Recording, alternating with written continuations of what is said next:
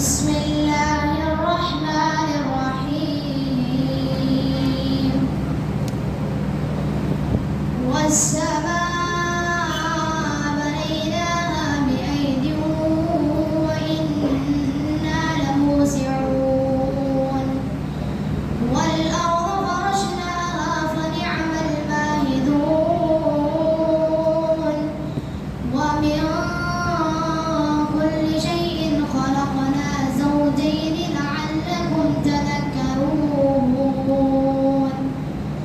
ففروا إلى الله إني لكم منه نذير مبين ولا تجعلوا مع الله إلها آخر إني لكم منه نذير مبين كذلك ما أتى الذين من قبلهم من رسول إلا قالوا ساحر أو مجنون أتواصوا به بل هم قوم طاغون فتول عنهم فما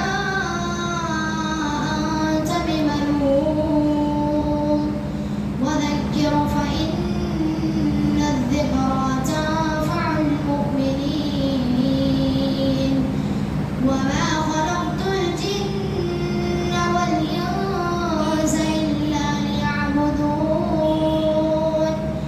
ما أريد منهم من رزق وما أريد أن يطعمون إن الله هو الرزاق ذو القوة المتين فإن للذين ظلموا ذنوبا مثل ذنوب أصحابهم فلا يستعجلون فويل للذين كفروا من يومهم الذي يوعدون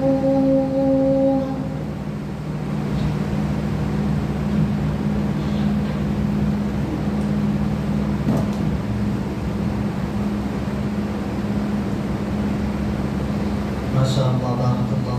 یہ تھے محمد ریحان مدرسے محمدیہ لتحفیظ القرآن کے طالب علم. اللہ تعالیٰ کے علم و عمل میں برکت عطا فرمائے. اس کے بعد انشاءاللہ بنا کسی تاخیر کے میں فضیلت الشیخ مطرب بن خالد کو دعوت دیتا ہوں کہ وہ اسٹیج پر تشریف لائیں. اسی طرح فیاض احمد جامعی مدنی حفظہ اللہ امام و خطیب مسجد اعظہ سے دعوت گزارش کی جاتی ہے کہ وہ بھی اسٹیج پر تشریف لائیں. شیخ کا کچھ تعارف میں آپ حضرات کے سامنے کروں.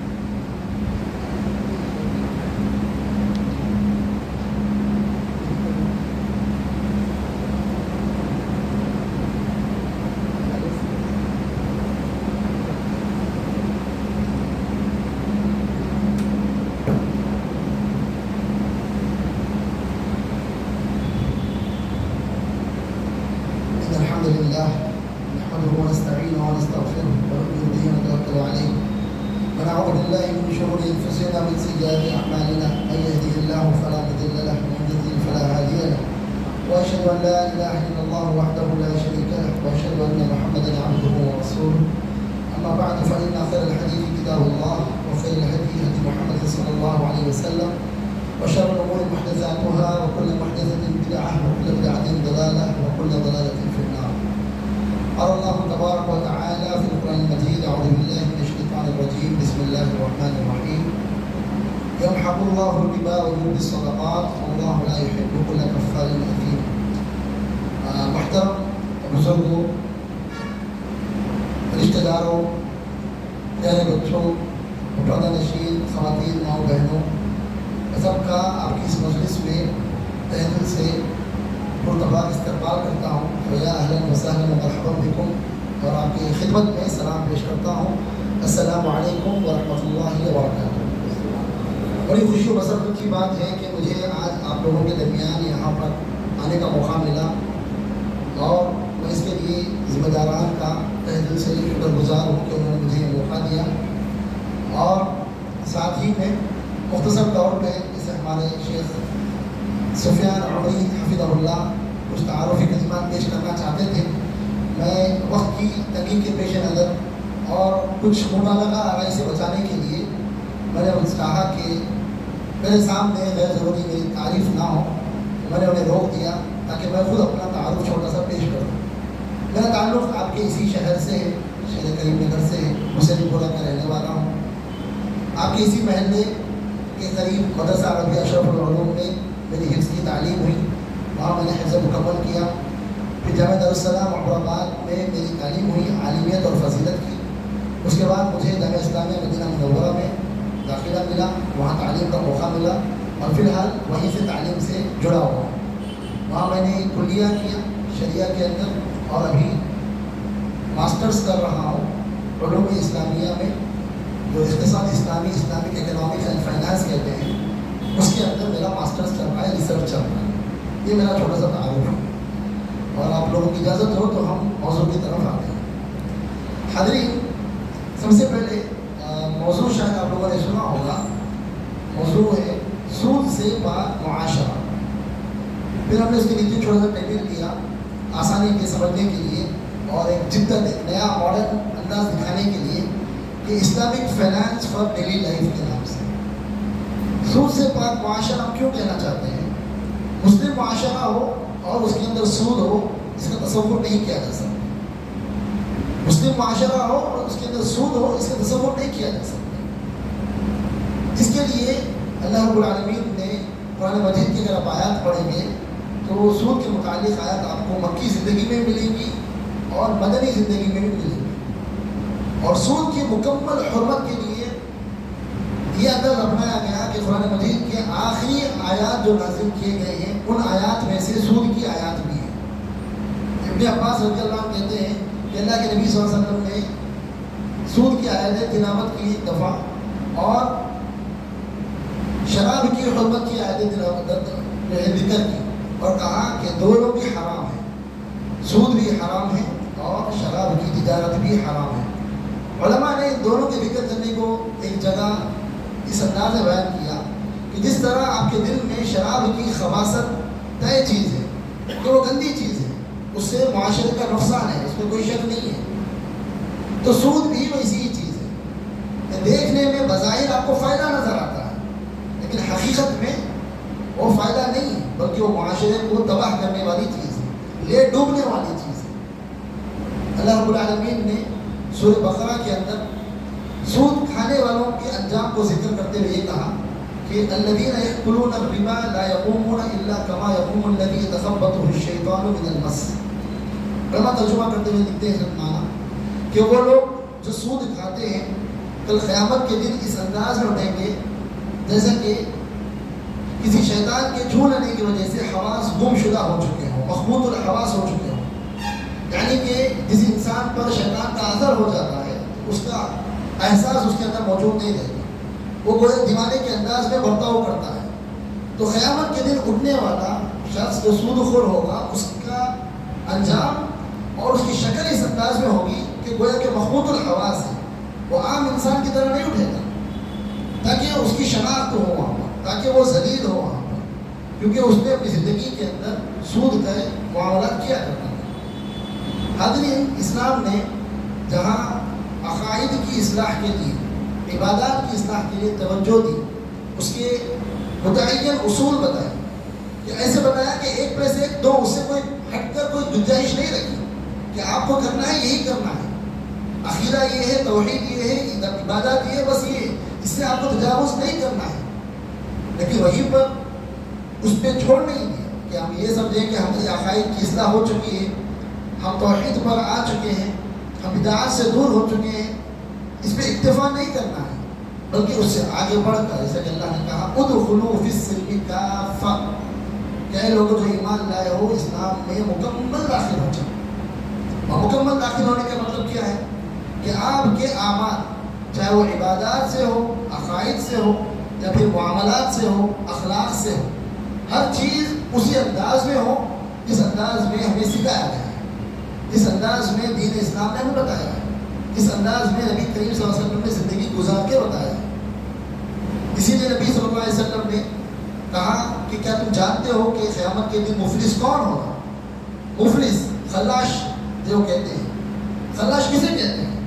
صحابہ کرام نے مختلف جواب دی، شاید یہ بندہ خلاش ہوتا، وہ فلاں مفلس ہوگا، فلاں مفلس ہوگا۔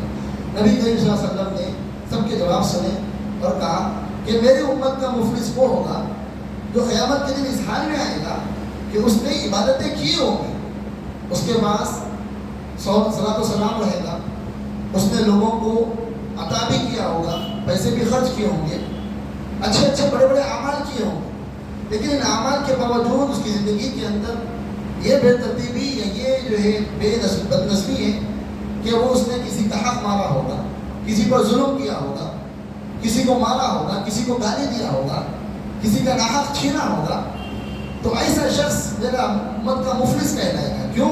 کیونکہ یہ جس نے اتنے سارے ظلم کیے تھے، حقوق العباد سے جڑ کر جو معاملات اس نے خراب کیے تھے، آج ان کا حساب لیا جائے گا۔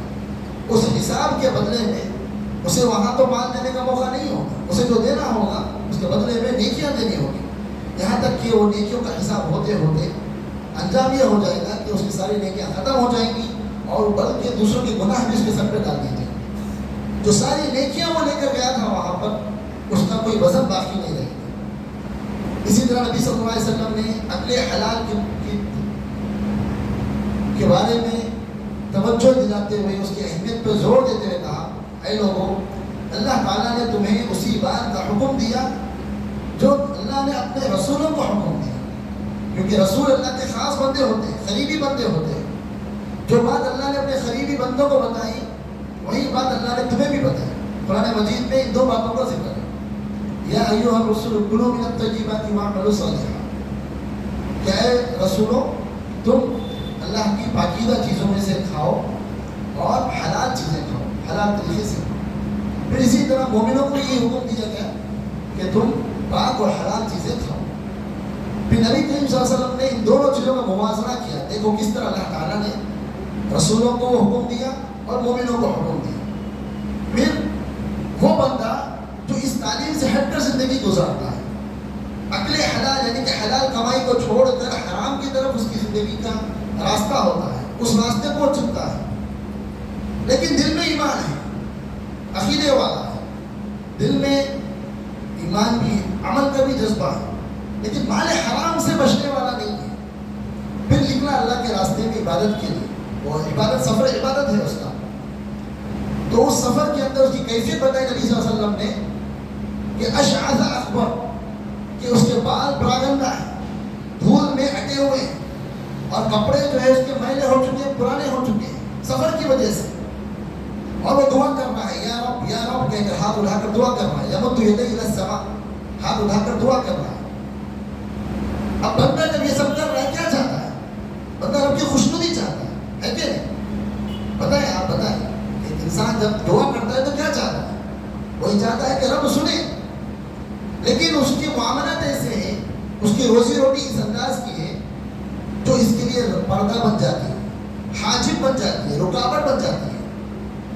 رب ذوالجلال جو کہتا ہے کہ وَإِذَا سَأَلَكَ عِبَادِي عَنِّي فَإِنِّي قَرِيبٌ أُجِيبُ دَعْوَةَ الدَّاعِ، کہ بندے تم سے پوچھتے ہیں میرے بارے میں، کہہ دو کہ میں قریب ہوں اور میں دعا کرنے والے کی دعا سنتا ہوں اور اس کو قبول کرتا ہوں، جواب دیتا ہوں۔ اللہ تعالیٰ یہ کہنے والا ہے، لیکن اس بندے کے حق میں کیا کہتے ہیں اللہ کے نبی صلی اللہ علیہ وسلم کہ وَمَطْعَمُهُ حَرَامٌ وَمَشْرَبُهُ حَرَامٌ وَمَلْبَسُهُ حَرَامٌ وَغُذِيَ بِالْحَرَامِ فَأَنَّىٰ يُسْتَجَابُ لِذَٰلِكَ، اس بندے کا کھانا، اس کا پہننا، اس کا اوڑھنا، اس کا پینا، بلکہ ہر چیز، اس کی غذا، ہر چیز حرام ہے۔ اب کیوں کر اس کی دعا قبول ہوگی؟ دعا کی قبولیت کے سارے اثرات ہیں، لیکن اللہ قبول نہیں کرے گا۔ کیوں؟ اس لیے کہ تمہارا معاملہ جو ہے عقل حلال سے نہیں، کیونکہ حرام سے بچنے کا تمہارے اندر جو ہے سلیقہ نہیں ہے۔ حاضر اس لیے شریعت اسلامیہ نے حرام سے بچنے کے راستوں کو تفصیل سے بتایا، کہا کہ یہ چیزیں ہیں جس سے تمہیں بچنا ہے۔ اگر تم ان چیزوں سے بچ جاؤ گے تو کلوا مما فی الارض حلالا طیبا، کہ زمین میں جو کچھ اللہ نے رکھا ہے وہ تمہارے لیے رکھا ہے۔ هو الذی خلق لکم ما فی الارض جميعا، لوگ سمجھتے ہیں کہ ارے مولانا حرام یہ حرام، وہ حرام، یہ نہ کرو وہ نہ کرو، بولے نہیں، اللہ تعالیٰ تو یہ کہتے ہیں کہ خلق لکم ما فی الارض جميعا، جو کچھ زمین میں ہے اللہ نے تمہارے لیے ہی بنایا ہے۔ اس لیے علماء اصول بتاتے ہیں الاصل فی الاشیاء الاباحہ، کہ اصل چیز یہی ہے کہ دنیا میں جو کچھ وہ سب مباح ہے، یعنی کہ اس کا استعمال جائز ہے، ہم رکاوٹ والے نہیں ہیں۔ ہاں لیکن شریعت نے جو اللہ ہم سے زیادہ جاننے والا ہے اس نے بتایا ہے کہ یہ اصول ہے، یہ حرام ہے، اس سے بچو، باقی کی سب چیزیں تمہارے لیے حلال ہیں، باقی کی سب چیزیں تم کر سکتے ہو۔ انہی میں سے ایک چیز سود کی ہے، ہمارے حرام کی جو ایک شکل ہے جس سے ہمیں بچنا چاہیے، کئی شکلیں کئی چیزیں ہیں، ان میں سے ایک چیز کیا ہے؟ سود کی شکل ہے۔ اس کے بارے میں جیسا کہ ہم نے کہا، اللہ کے نبی صلی اللہ علیہ وسلم نے کہا، آیات ہم نے پڑھ کے سنائی سورہ بقرہ کی، اسی طرح نبی صلی اللہ علیہ وسلم نے سود کے بارے میں کہا، لعن اللہ آکل الربا وموکلہ وکاتبہ وشاہدہ۔ کچھ لوگ سمجھتے ہیں سود خوری ہم کھانا برا ہے، لیکن سود پہ پیسے لے کر کسی کو پیسے لوٹانا، سود دینا، وہ شاید کہ گناہ نہیں ہے، اس طرح سمجھتے ہیں۔ نہیں، ایسی بات نہیں ہے۔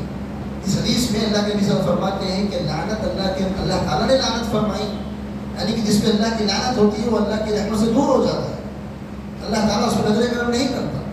تو کہا کہ اللہ تعالیٰ سود کھانے والے پر، سود کھلانے والے پر، چاہے وہ کس شکل میں بھی کھلاتا ہو، اور اس معاملے کو نوٹ کرنے والا، کاتبہ ہو، نوٹ کرنے والا، اکاؤنٹنٹ ذرا سا سنبھل کے رہے، وہ شاہدی، اور اس پہ گواہ بننے والے، یعنی کہ یہ جو معاملہ ہے، جو ٹرانزیکشن ہے، اس میں جتنے لوگ جڑے ہوئے ہیں سب پر اللہ کی لعنت ہے۔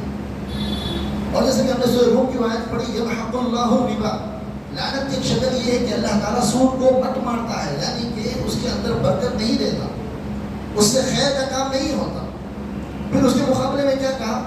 وَيُرْبِي الصَّدَقَاتِ، کہ اس کے ذریعے سے اللہ تعالیٰ اس کے بالمقابل صدقات کا جو معاملہ ہے اس کو اللہ تعالیٰ نشو و نما دیتا ہے، اس میں اضافہ کرتا ہے، اس میں خیر و برکت دیتا ہے، اس میں زیادتی دیتا ہے۔ اگر آپ غور کریں گے جو ہم نے اسلامک فائنانس جو کہا ہے، وہ اس کا لب لباب یہی اصول ہے کہ سود کے مقابلے میں اللہ تعالیٰ نے جو راستہ بتایا ہے وہ بیع کا بتایا ہے، وَأَحَلَّ اللَّهُ الْبَيْعَ وَحَرَّمَ الرِّبَا، کہ اللہ نے بیع یعنی کہ خرید و فروخت، کاروبار، اس کو حلال کیا اور سود کو حرام کیا۔ سود ایک ہے، اس کے مقابلے میں ربا ہے، اس کے مقابلے میں بیع ہے، کاروبار ہے۔ تو کوئی یہ راستہ نہیں بلکہ یہ راستہ اختیار کرنا، کاروبار کا راستہ اختیار کرنا۔ سورہ روم کی آیت میں جو آپ غور کریں گے کیا کہا؟ یمحق اللہ الربا ویربی الصدقات، کہ اللہ تعالیٰ سود کو مٹ مارتا ہے جبکہ صدقات کو بلندی دیتا ہے، فروغی دیتا ہے، اضافہ دیتا ہے۔ تو اس کا دوسرا مقابل کیا ہو گیا سود کا؟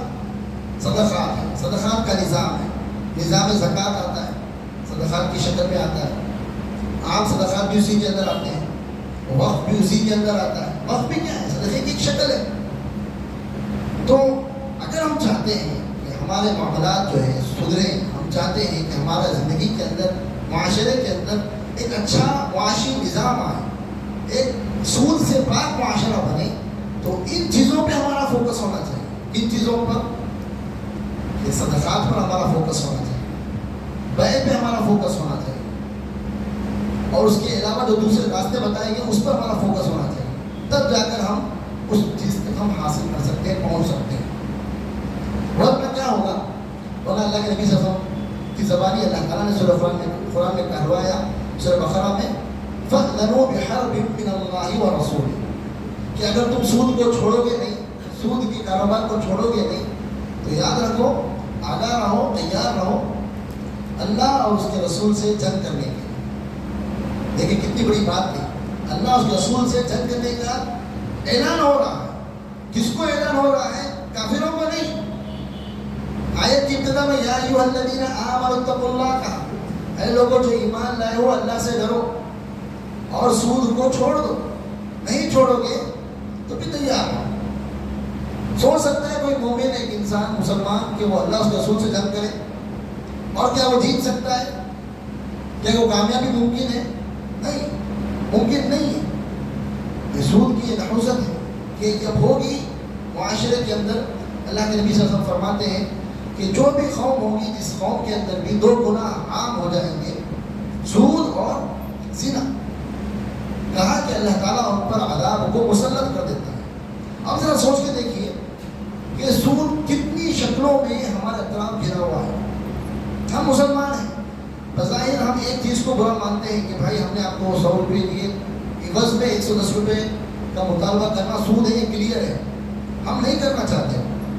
لیکن ہمارا جو سسٹم ہے جس میں ہم زندگی گزار رہے ہیں وہ اس طرح ہے کہ ختم پر آپ کو تعلیمی مسئلہ ہو گیا، آپ کو وہاں پر ایجوکیشن لون ہونا ہے، آپ کی طبیعت کا مسئلہ ہو گیا، ہیلتھ کے لیے ایشو میں آگے آپ وہاں پر آپ کو لون کی ضرورت ہے، آپ کو ملے گا مارکیٹ میں ہر چیز مل جائے گی. آپ کو شادی کا مسئلہ ہے، وہاں پر آپ کو قرض ہونا ہے. گلی گلی کے اندر جو ہے رہن سینٹر کھلے ہوئے ہیں، لوگ بیٹھے ہوئے ہیں دینے کے لیے، خواتین برقعے پہنے ہوئے کھڑے ہوئے رہتے ہیں، وہاں پر اپنا سونا رکھ کر جو ہے پیسے اٹھاتے ہیں.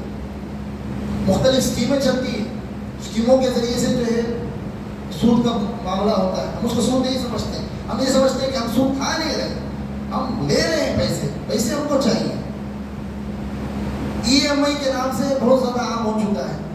ای ایم آئی اپنی جگہ صحیح ہے، ایک چیز ہے آپ یہ خریدنا چاہتے ہیں 10,000 روپئے، میں نے کہا 1000 میں اس کو لے لو، جائز ہے، انسٹالمنٹ پہ کر لینا.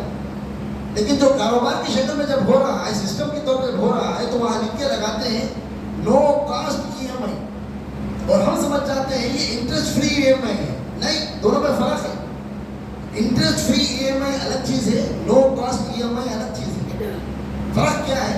جب نو کاسٹ ای ایم آئی کہتے ہیں تو مطلب یہ ہوتا ہے کہ بھائی آپ کو یہ چیز جو ایم آر پی پہ ہے وہی ایم آر پی پہ مل رہی ہے، آپ فکر نہ کرو، یہ ہم سود نہیں دے رہے. اس طرح بولنے کی کوشش ہو رہی ہے، سود کو چھپایا جا رہا ہے. چھپانے کا انداز کیا ہے؟ آپ جا رہے ہیں وہاں پر مرچنٹ کے پاس جا رہے ہیں، خرید رہے ہیں، آپ اس کو قسط بن رہے ہیں. علماء نے اس کو جائز کہا. آپ نے چیز لی ادھار پر یا قسط بن رہی، اس کو جائز کہا. اور جو نو کاسٹ ای ایم آئی میں ہو رہا ہے، آپ کا معاملہ سیدھا مرچنٹ سے نہیں ہے، بلکہ وہاں پر ایک فائنینسر سیٹ سے ہے، فنسر کے نام سے کوئی اور کمپنی کھڑی ہوئی ہے، وہ آپ کی جانب سے پیسے وہاں بن رہی ہے. تو معاملہ آپ کا اور کاروباری کا نہیں رہا، معاملہ آپ کا اور کس کا ہو گیا؟ فائنینسر کا ہو گیا. تو ہم دھوکہ یہ کھاتے ہیں کہ وہ نو کاسٹ ای ایم آئی ہے. ہاں وہ نو کاسٹ ای ایم آئی ہے، لیکن سود سے پاک نہیں ہے، سود سے پاک نہیں ہے. ماشاءاللہ آپ لوگوں میں سے بہت سے افراد عرب ممالک میں رہ چکے ہیں، دیکھتے ہوں گے وہاں پر بھی انٹرسٹ فری بینکنگ کے نام سے ہوتا ہے. وہاں انٹرسٹ فری لکھا جاتا ہے، اور باضابطہ ان بینکس کے اندر ایک شریعہ بورڈ ہوتا ہے جو اس کی نگرانی کر رہا ہے، جو دیکھ رہا ہے کہ کیا کاروبار واقعی میں انٹرسٹ فری ہو رہا ہے کہ نہیں ہو رہا ہے. اور ہمارے یہاں اس ملک کے اندر ان کو مارکیٹ تو چاہیے، مجھ جیسا آپ جیسا آدمی تو چاہیے، خریدار چاہیے، لیکن ہمارے مسائل کا حل نہیں نکالنا ہے. ان کو خریدار چاہیے، کسی طرح کا مال بک جائے. مسلمان انٹرسٹ کی بات سنتا ہے تو بھاگے گا، تو انٹرسٹ کا نام نہ بولو، نو کاسٹ بولتے. ایک مثال میں نے دی، اس طرح اور بھی کئی مارکیٹ میں اس طرح بہت سے حربے موجود ہیں جس سے وہ چاہتے ہیں کہ مسلمان ان سے کرے کاروبار. تو ہم بھی چاہتے ہیں کہ مسلمان کاروبار کریں، لیکن مسلمانوں کے لیے وہ راستے بھی دیں، مسلمانوں کو انکلوڈ کریں، انکلوسیو بنائیں. مسلمان کاروبار کرنا چاہتا ہے، اس کو تجارتی لون چاہیے، بزنس لون چاہیے. مسلمان گھر بنانا چاہتا ہے، اس کو ہوم لون چاہیے. مسلمان جو ہے تعلیم کے لیے خرچ چاہتا ہے، اس کو لون چاہیے. لیکن پھر اس کے لیے جو مسلمان کا جو دین کہتا ہے، جس کا حق قانون نے دیا ہے کہ ہر انسان اپنے مذہب پر عمل کرتے ہوئے زندگی گزار سکتا ہے یہاں پر، تو میرا دین کہتا ہے کہ مجھے سود نہیں کھانا ہے، مجھے سود نہیں دینا ہے. تو کیوں ہمارے سسٹم کے اندر اس کا موقع نہیں ہے؟ کیوں ہمارے سسٹم کے اندر اس کے چانسز نہیں ہے کہ ہم اس سے بچ سکیں؟ کیوں ہم مجبور ہیں اس کو کرنے کے لیے؟ اب تو گلی گلی گھر گھر کے اندر جو ہے یہ جو ایپس آ گئے ہیں، موبائل ایپس آ گئے ہیں، اس کے ذریعے سے ہر گھر میں ہر بندے کے پاس اکاؤنٹ بن چکا ہے.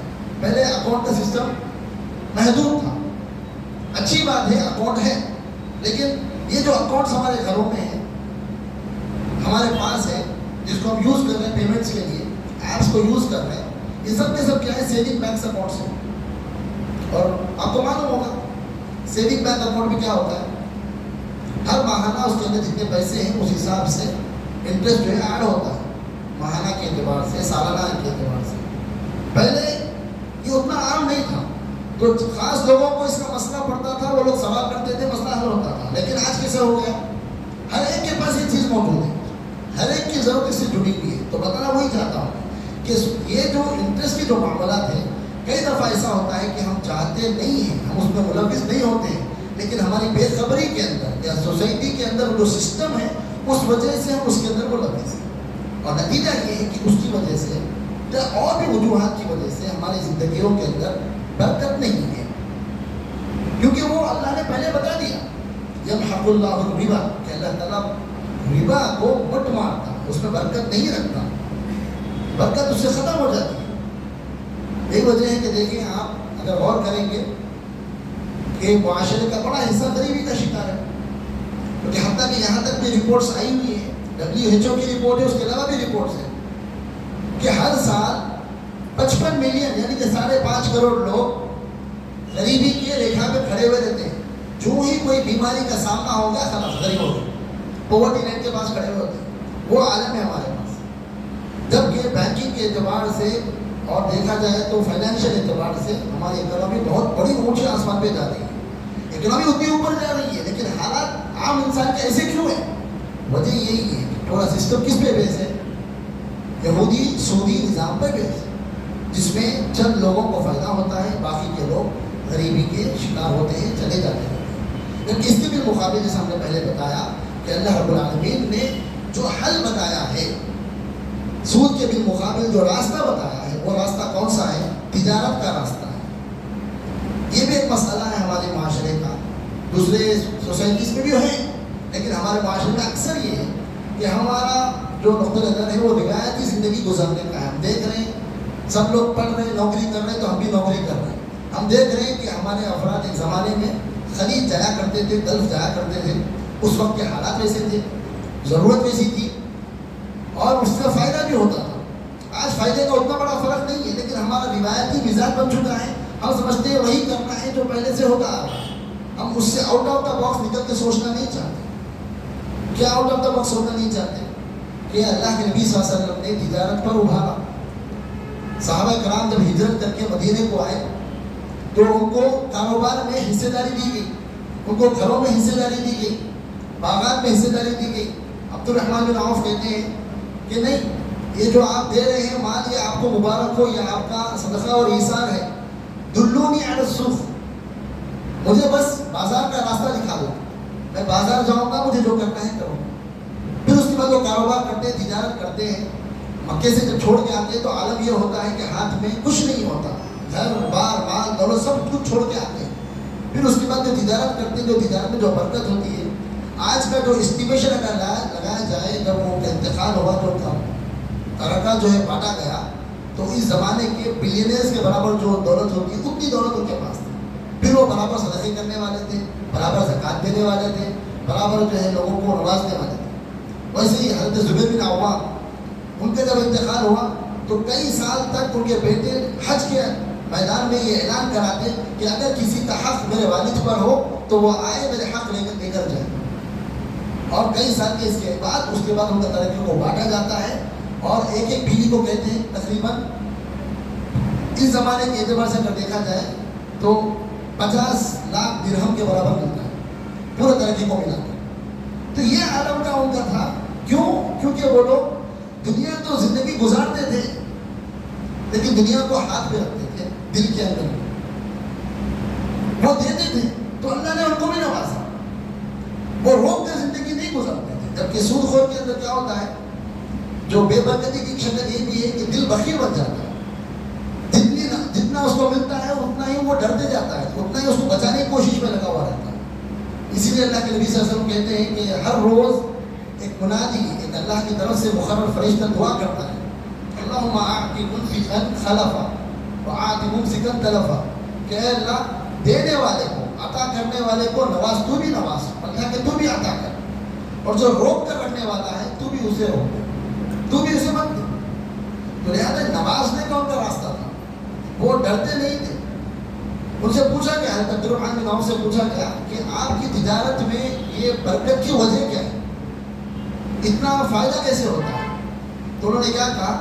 انہوں نے کہا کہ لا تصدروا قلیل الربح من قلیل من کثیر، کہ تم جو ہے کبھی بھی چھوٹا فائدہ ہو رہا بلکہ اس کو چھوڑو مت، جو کاروبار کر رہے ہو بھلے ہی چھوٹا فائدہ ہو اس سے فائدہ ہوگا، موقع جو ہوتا ہے، جو غنیمت، موقع کا غنیمت ہوتا ہے، اس کو فائدہ ہوتا ہے. حتیٰ کہ انہوں نے اپنی مثال دے کر کہی کہ مجھے 1000 اونٹ ملے، میں نے اس کا کاروبار کیا، صرف کیا نفع پہ میں نے کیا، اس کی جو رسی رہتی نا، اونٹ کی بنی ہوئی رسی، اتنے فائدے پہ میں نے اونٹوں کو بیچ دیا. 1000 رسیوں کا فائدہ کتنا ہوا وہ دیکھ لو. وہ یہ کہتے ہیں کہ 1000 اونٹوں کی قیمت کو چھوڑ دو، ان کے پیچھے 1000 رسیاں جو بک گئی اس کا فائدہ میں دیکھتا ہوں. تو یہ کہنے کا مقصد یہ ہے کہ ہم جو ہے روایت کے انداز سے نوکری نوکری نوکری باہر کی سوچ سے نکل کر ہم اپنے بچوں کی تربیت شروع سے اس انداز میں کریں کہ جو تجربے ہمیں زندگی میں ملے، جو چیزیں ہم نے زندگی سے سیکھیں، وہ تجربے لیتے ہوئے بچہ آگے بڑھے. بچے جب زندگی کا آغاز کریں، ذمہ داریوں کا آغاز کریں، تو وہ ایسا نہ ہو کہ ہر چیز ان کے لیے نہیں ہو. ایسا نہیں، بلکہ والد کی ذمہ داری بنتی ہے کہ اس نے جو زندگی کا ماحصل حاصل کیا، جو کچھ تجربے اس نے حاصل کیے، بھلے نوکری کے ذریعے سے، بھلے کاروبار کے ذریعے سے، وہ اپنے بچوں کو سکھائے. اس لیے اس کی مثال دے کے کہی جاتی ہے کہ جو انسان نوکری کرتا ہے اس کی مثال یوں ہے کہ زندگی میں اس نے نوکری کی اور اس کے بعد ایک لیول پہ آیا، پھر ریٹائرمنٹ ہوا، گھر پہ بیٹھ گیا، پھر اس کا بچہ بھی وہی صفر سے شروع کرے گا، پھر وہی زندگی پہ آئے گا. وہی آپ نے تجارت کی، کاروبار کیا، اپنے تجربے بچے کو سکھائے، تو جہاں تم رکے ہو بچہ وہاں سے شروع کرے گا، پھر وہاں سے اس کو آگے بڑھائے گا، پھر وہاں سے وہ چیز کو آگے بڑھے گا اور اس سے برکت آئے گی، تجارت میں برکت ہوگی. یہ نقطہ میں آپ کو بتانا چاہتا ہوں. اسی لیے اس کا اگر ہم متبادل چاہتے ہیں، سود کے مقابلے میں متبادل نظام چاہتے ہیں، تو پہلے انفرادی طور پر ہمارا تربیتی انداز جو ہے وہ گھریلو لیول پر اس طرح بدلنا چاہیے کہ ہم بچوں کو بچپن ہی سے ان کے عمر کے اعتبار سے ان کو فائنینشیل لٹریسی دیں، یعنی کہ فائنینشیل تعلیم دیں. چھوٹی چھوٹی چیزوں کے ذریعے سے انہیں دنیا کے معاملات کیسے کرنا چاہیے، کس طرح کرنے سے ہم نفع حاصل کریں گے، کس طرح کرنے سے نقصان ہوگا، کس طرح مال میں برکت ہوگی کہ مال اتنا کماتے ہیں تو اتنا صدقہ کرنے سے اس سے کیا فرق آئے گا. یہ تعلیم آپ جب بچوں کو چھوٹے دیر سے دیتے ہیں اور جب وہ عمر بلوغت کو جب پہنچتے ہیں تو پھر اس کے بعد ان کی زندگی میں برکت ہوگی، تجربہ ہوگا. مشہور شعر ہے علامہ اقبال کا، شاید ہوگا اس بارے میں کہ بیٹا اگر کیا کہتے ہیں علامہ اقبال کہ باپ کا علم نہ بیٹے کو اگر ازبر ہو، بسر قابل میراث پدر کیوں کرو. سمجھ میں آیا؟ نہیں سمجھ میں آیا؟ کہتے ہیں کہ بیٹے کو اگر باپ کا علم ازبر نہیں ہے، باپ جو ہے، باپ کا جو مقام ہے، جو علم ہے، جو تجربہ ہے، بیٹے کو اس کا اگر ادراک نہیں ہے، اس کی سمجھ نہیں ہے، اس نے سیکھا نہیں ہے، تو بیٹا کس معنی میں باپ کا وارث بننا چاہتا ہے؟ بھائی صرف ماں کا وارث بننا چاہتا ہے تو ماں ختم ہو جائے گا، چاہے کتنا بھی وارث ہو، کتنے بھی پیسے کا وارث ہو، کتنی بھی جائیداد ہو، ختم ہونی ہے. اصل کیا چیز ہے؟ باپ کا علم ہے، باپ کی سمجھ ہے، باپ کا تجربہ ہے. اسی لیے عرب کے پاس ایک مقولہ مشہور ہے کہ لاعبہ سبعا وادبہ سبعا وصاحبہ سبعا ثم خل الطریق.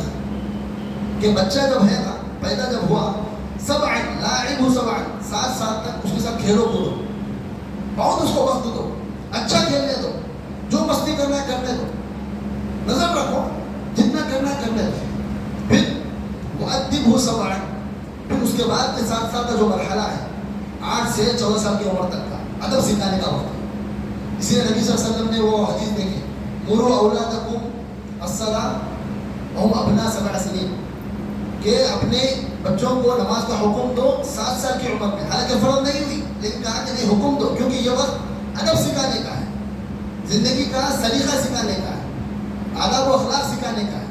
تو یہ انہیں سکھاؤ. پھر اس کے بعد کیا کہا؟ وصاحبہ سبعا، پھر 14 سال کی عمر کے بعد اسے، یعنی کہ جو ٹین ایج ہوتی ہے، اسے اپنے ساتھ رکھو. جو کام تم کر رہے ہو اسے دکھاؤ، اس کو زندگی کے تجربات سے روشناس کراؤ، اپنے سامنے اسے کام کرنے دو، دیکھو اس کو. جب وہ کام کرے گا، تجربے سیکھے گا، پھر کہا ثم خل الطریق، اس کا راستہ چھوڑ دو اس کا. اب وہ جو کرے گا وہی جیسے ہم نے کہا، جہاں باپ نے راستہ چھوڑا وہاں سے کرے گا. وہ صفر سے شروع نہیں کرے گا، وہ زیرو سے شروع نہیں کرے گا، بلکہ وہ آگے نکلے گا. اور جب ہم یہ بات کہہ رہے ہیں تو یہ سب کے لیے لاگو ہوتا ہے، ہر بندے کے لیے اور ہر بندے کے گھر کے اندر. ہمارے گھروں کے اندر کوئی مسئلہ یہ بھی ہے کہ ایک بندہ کما رہا ہے، ایک بندہ کام کر رہا ہے، تو تو دوسرے یا تو لاپرواہ ہو جاتے ہیں یا یہ سمجھتے ہیں کہ خلاص اب ہمیں جو ہے کوئی مسئلہ نہیں ہے، کوئی پریشانی نہیں ہے. نہیں، ایسی بات نہیں. اسلام نے ہر ایک کو عمل پہ ابھارا ہے، ہر ایک کو کام کرنے پر ابھارا ہے. نبی کریم صلی اللہ علیہ وسلم نے خاص جو ہے نبی داؤد علیہ السلام کی مثال کو ذکر کرتے ہوئے اس پہ توجہ دلائی. کہا کہ کسی انسان نے اپنی ہاتھ کی محنت کی روزی سے بڑھ کے کوئی پاک چیز نہیں کھائی. ہاتھ سے کی ہوئی محنت اور روزی جو ہوتی ہے اس سے پاک کوئی چیز دنیا میں نہیں ہے. پھر کہا وَإِنَّ نَبِيَّ اللَّهِ داؤد كَانَ يَأْكُلُ مِنْ عَمَلِ يَدِهِ کہ اللہ کے نبی داؤد علیہ السلام بھی اپنے ہاتھ سے کیے ہوئے کام سے روزی حاصل کرتے تھے. حالانکہ وہ بادشاہ تھے، حالانکہ وہ وقت کے نبی تھے، حالانکہ ان کی بادشاہ تو سلطنت تھی اور ان کے بعد ان کے بیٹے کو جو سلطنت ملی پھر اس سے بھی عالیشان سلطنت ملی، لیکن اس کے باوجود وہ اپنے ہاتھ کی محنت کی روزی روٹی پہ کام کیا کرتے. تو اس سے کیا مطلب ہوا؟ بتانے کا مقصد یہ ہے کہ کام کرنے کے معاملے میں کہ ایسے نہیں ہونا چاہیے کہ گھر کا ایک فرد کر رہا ہے، دوسرے افراد جو ہے بیٹھے ہوئے ہیں، یا دوسرے افراد جو ہے اپنی مشغولیات کو ایسے رکھے ہوئے ہیں جو غیر ضروری چیزوں میں ملوث ہیں. اس طرح کیا ہوگا؟ معاشرہ صرف ایک گھر تباہ نہیں ہوگا، ان کے گھر کے اس گھر کی طرح گھر کی وجہ سے اس طرح کے اور بھی گھر بنیں گے، پورا معاشرہ تباہ ہوگا. تو جو ہم نے مثال پہلے دی کہ بہت سے لوگ خرید جب جاتے ہیں تو وہاں یہ معاملات پیش آتے ہیں کہ یہاں پر رہتے ہوئے کمائی ایک لیول تک ہو رہی تھی، اچانک خرید چلے گئے، گلف چلے گئے، اس کے بعد کمائی کا ایک الگ لیول ہونے لگا تو دوسرے بھائی فارغ سمجھنے لگے یا یہ سمجھنے لگے کہ چلو گھر کی ذمہ داریاں وہ اٹھا رہا ہے، ہم کو اتنا پریشانی نہیں ہے. نہیں، ایسی بات نہیں ہے، بلکہ ہر فرد اپنی جگہ ایک امت کا ایک حصہ ہے، اسے اپنا کردار ادا کرنا ہے. انفرادی طور پر جیسے ہم نے ابھی جو بتایا کہ انفرادی طور پر ہر ایک کو اس تربیت کے معاملے میں چوکنا رہنا ہے، محنت کرنی ہے. پھر اس کے بعد معاملہ آتا ہے اجتماعی لیول پر، اجتماعی سطح پر کہ سوسائٹی لیول پر ہمیں کیا کرنا ہے. ابھی جو ہم نے مسائل کو جو ذکر کیا کہ فلاں لون فلاں لون فلاں لون، تو اس کے حل، اس کے سلیوشنز کیا ہیں؟ اس کے سلیوشنز سوسائٹی لیول پر کی جانے والی محنتوں میں ہے. سوسائٹی لیول پر ہمیں کام کرنا ہے. الحمدللہ مختلف جمعیتی جماعتیں، آپ لوگ بھی کافی محنت کرتے ہیں، دینی تعلیم کے لیے محنت کرتے ہیں، دینی تبلیغ کے لیے محنت کرتے ہیں. اسی طرح آپ لوگ اور آپ سے جڑے ہوئے جو افراد ہیں جن کے اندر قابلیت ہے، وہ جن کے دلوں میں امت کی ہمدردی ہے، وہ اس طرح کے اقدامات کریں کہ امت کے اندر اگر لون کے مسائل ہیں تو وہ ہماری سوسائٹی کے اندر ہی مسئلے حل ہو جائیں. ہم کو ضرورت ہی نہ پڑے کہ ہم بینک تک جائیں، وہاں سے پیسے لینے بیٹھ جائیں. سب سے پہلے گھروں کے لیول پر، رشتہ داروں کے لیول پر کہ یہ نوبت ہی نہ آئے کہ ہمیں کسی بینک کے پاس جا کر یہ کہنا پڑے کہ مجھے اتنے پیسے چاہیے کاروبار کے لیے. نہیں، دوسرے کمیونٹیز کو دیکھیے، ہمارے معاشرے کے، ہمارے ہندوستانی معاشرے کے دوسرے ایسی کمیونٹیز ہیں، نام لیں گے تو شاید مسئلہ ہو جائے. ان کمیونٹیز کے اندر یہ معاملہ ہوتا ہے کہ اگر کسی انسان کے کاروبار میں نقصان ہو جائے تو جب تک وہ اٹھ کے نہیں بیٹھ جاتا اس کو چھوڑتے نہیں، اور خالی پیسے دے کے نہیں چھوڑتے بلکہ اس کا پورا اسٹڈی کرتے ہیں نقصان کیوں ہوا، پورا فالو اپ کرتے ہیں. پھر فالو اپ کرنے کے بعد پھر وہ غلطیوں کو ریکٹیفائی کرتے ہیں، یہ غلطیاں ہوئی، یہ غلطیاں نہیں ریپیٹ کرنا ہے، پھر کاروبار اس انداز میں کرنا ہے، اٹھا کے بٹھاتے ہیں اس کو. ہمارے پاس کہاں ہے؟ ہمارے پاس اللہ رحم کرے، اگر کاروبار کسی کا جم گیا تو ہم سب سے پہلے تکلیف ہمارے اپنوں کو شروع ہو جاتی ہے، ہمارے اپنے رشتے داروں کو شروع ہو جاتی ہے. نہیں، یہ اس کو بدلنا ہے. حاضرین، اللہ کے نبی صلی اللہ علیہ وسلم نے مومنوں کی مثال تو ایک جسم واحد کی تھی، کمثل الجسد الواحد کہا. تو یہ کیسے ہو سکتا ہے کہ ایک مومن جو ہے جس کو اللہ کے نبی صلی اللہ علیہ وسلم نے معاشرے کو ایک جسم کہا، اور وہ جو ہے کسی اور کو تکلیف میں دیکھ کر، کسی اور کے نقصان کو دیکھ کر وہ جو ہے اس پہ خوش ہو نہیں دے سکتا. پھر یہ نبی صلی اللہ علیہ وسلم نے اس پہ اکتفا نہیں کیا، بلکہ صحابہ کا جب مکے سے مدینہ آئے تو بھائی بھائی بنایا، ان کا کوئی رشتہ نہیں تھا، تبھی بھی بھائی بھائی بنایا. اور اتنی تاکید کی اپنے پڑوسی کے معاملے میں، رشتہ داری تو چھوڑی، پڑوسی کے بارے میں اتنی تاکید کی کہ اللہ کے نبی صلی اللہ علیہ وسلم کہتے ہیں کہ جبرائیل مجھے بار بار اتنی وصیت کرتے رہے پڑوسی کے بارے میں، مجھے لگنے یہ لگا کہ کہیں پڑوسی بھی وارث نہ بن جائے، میراث کا حقدار نہ بنا دیا جائے. اتنا جو ہے تاکید کی گئی. تو پھر سوچیے کہ رشتہ داروں کا کیا معاملہ ہے. اللہ کے نبی صلی اللہ علیہ وسلم نے اپنے زمانے کے جو قبیلہ تھا، قبیلہ اشعار، ان کا ذکر کرتے ہوئے کہتے ہیں کہ اشعری قبیلے کے جو لوگ ہیں، جب وہ ان کو بھوک یا فاقہ پڑتا ہے، اوورآل قبیلے پہ مصیبت آتی ہے، تو وہ کیا کرتے ہیں؟ جمع ہوتے ہیں. جمع ہو کے سب لوگ جو ان کے پاس موجود ہے، ہر ایک کے پاس، کسی کے پاس پیسے ہیں، کسی کے پاس کھانے کی فلاں چیز ہے، کسی کے پاس وہ چیز ہے, کسی کے پاس یہ چیز ہے. سب لوگ جمع ہوتے ہیں اور ایک جگہ سارے چیزیں جمع کر دیتے ہیں. کسی کے پاس کم ہے, کسی کے پاس زیادہ ہے, کسی کا کچھ نہیں ہے. پھر جو جمع ہوتا ہے اس میں ہر کوئی اپنا پیالہ لے کر اسے جو ہے اس میں سے اپنی اپنی ضرورت کے اعتبار سے لے لیتے ہیں. وہاں یہ نہیں دیکھا جاتا کہ کون کم دادا کون زیادہ دادا. یہ مثال دے کے اللہ کے نبی صلی اللہ علیہ وسلم کہتے ہیں کہ انا منہم, کہ یہ بہترین جو طریقہ ہے ایک دوسرے کے تعاون کا, ایک دوسرے کے خیال کا, ایک دوسرے کی ہمدردی کا, کہ آپ یہ کوشش کریں کہ جو معاشرے کا کوئی انسان بھوکا نہ رہے, کہ وہ کوشش آپ کر رہے ہیں اور اس کے اندر اسے احساس بھی نہ ہو کہ کسی نے اس کو پیسے دیا, کسی نے اس کو کھلایا ہے, بلکہ ہر فرد اپنی جگہ یہ سمجھ رہا ہے کہ میں نے اس میں کنٹریبیوٹ کیا اور مجھے اپنا حق ملا. یہ لیول کی وہاں پر جو ہے کوشش ہوتی تھی. تو اللہ کے نبی صلی اللہ علیہ وسلم نے اس مثال کو ذکر کر کے کہا کہ میں ان میں سے ہوں, یعنی کہ اپنی نسبت ان کی طرف کرتے ہوئے اللہ کے نبی فخر محسوس کر رہے ہیں. کیوں؟ کیونکہ ان کا آپسی تعاون اس طرح ہے. تو یہ اسلام کا بہترین ہمارے سامنے اس کے مثالیں موجود ہیں, اس طرح کے نمونے موجود ہیں. تو ہم جو ہے ایسا کیوں ہے کہ آج اتنی بہترین تعلیمات رکھتے ہوئے ہمارے پاس جو ہے ہمیں جو ہے اس طرح کی مسائل کے ہم شکار ہیں. آج اسلامک فائنانس کی جب ہم بات کرتے ہیں تو بہت سے لوگ مذاق بھی اڑاتے ہیں, بہت سے لوگ تعجب بھی کرتے ہیں, بہت سے لوگ بولتے ہیں ارے یہ اسلامک فائنانس کا مذہب کی بات کیوں آ گئی یہاں پر, مذہب کی بات کیوں آ گئی. اگر اسلامک فائنانس بولیں گے تو وہ اٹھے گا بولے گا بھائی ہم کو ہندو فائنانس چاہیے, وہ بولے گا ہم کو یہودی فائنانس چاہیے, ہم کو کہے گا کہ ہم کو عیسائی فائنانس چاہیے. تو ٹھیک ہے لاؤ, آپ بھی لاؤ, کرو اپنے مذہب پہ عمل, کیوں منع کرنا ہے. ہمیں اللہ اس کے رسول کی تعلیمات ملی ہے, ہمیں طریقے زندگی ملی ہے, ہمیں بتایا گیا ہے کہ فلاں فلاں طریقے ہمیں کرنا چاہیے, یہ حلال راستے یہ حرام راستے, ہم اس پہ عمل کرنا چاہتے ہیں.